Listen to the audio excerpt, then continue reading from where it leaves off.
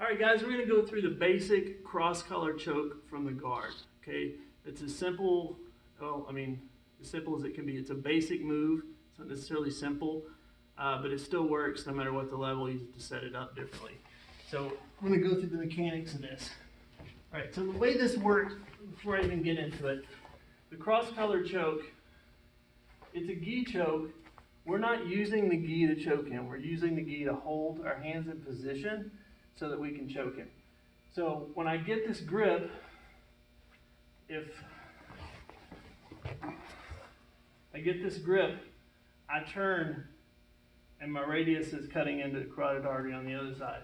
I get this underside grip, another deep grip, and I'm rolling my hands this way so that the blade of my wrist, again on both sides, cutting into the carotid artery. I pull in and it's going to choke him. Right, so the key is this twist. So it's hard to see, that's why I wanted to do that first. Now, from closed guard, this collar grip is going to be the first thing we're going to want to establish. So we've already kind of worked on breaking the posture. You should know how to kind of break their posture down.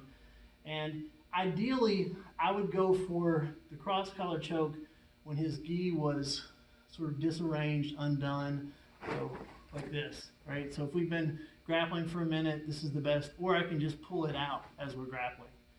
Okay, so first, I'm breaking his posture, and I'm trying to get my initial grip in so deep that the thumb is back here where like a tag would be in your gi, right? My thumb is behind his head, right? Palm up like this. I want a really deep grip. This gives me a lot of control to hold him down, even in posture. Okay, so I get this. Sometimes I might need to do this. Look, I take this hand to open the gi, slide over away from the hand, and I really shoot this through. And now when I come back, I've got a nice tight grip. This is half of a choke, half of a bunch of different chokes. So this is a nice control spot. So our first one is just going to be this underhand grip, right? Cross collar choke. So I'm going to push this out, give me a little space, slide this hand in until my fingers meet behind his neck. Okay, this has got to be really, really deep. My fingers are meeting underneath his gi right here. Like this finger and this finger can touch. All right, once I get this in, I'm going to square back up towards the center, roll my palms up to get that blade of the forearm, or blade of the wrist, I'm sorry, into the neck, and then I'm going to pull him in with my hips to finish the choke. Right, so, all right, let me do this again. So we're going here, right, and getting in as deep as possible and try to break the posture. Now, I'm going to scoot out, punch, and slide my hand in. And now as I turn, again, I rotate my wrists. I'm pulling my knees in, and I'm going to, one other detail here is to slide your elbows, drag your elbows along your sides. Right, so I want to pull it here, not chicken wing out. So 1, 2, back towards the center, pulling in with the legs. That takes him off of his heels, makes it harder for him to defend. All right, so while we're doing this, I want to show a couple of other really common variations that you should go ahead and be familiar with.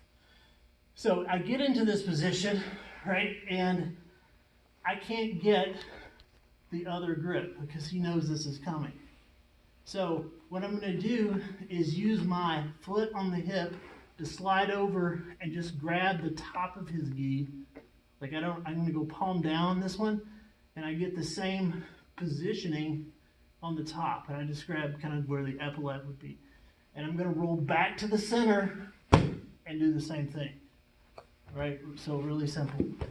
So we'll do it one more time. I go in deep, right? He's trying to block. I go over to the side, get this, and the key is I've got to roll this under his chin as much as I can and bring it back in. All right, part 3, again, not advanced, it's just something else to do. Got the grip, right? Can't go under. He's starting to fight to go over. I'm just gonna pull this across a little bit, look, and pull his elbow. I'll flare this elbow up and pull his elbow. All right, so something to mess with.